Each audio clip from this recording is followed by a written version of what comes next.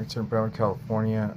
Carpet wasn't too dirty. It just had spots and stains from the cat that passed away. Rest in peace.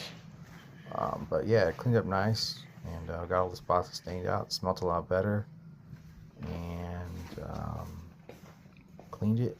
Pet treatment, 2 areas, and then we protected it.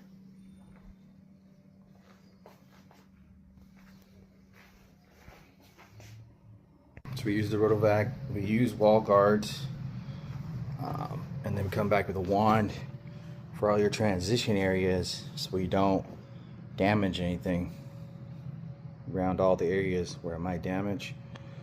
It's the ultimate cleaning. Not a lot of people do it because it takes too much time, and it costs more to run as well.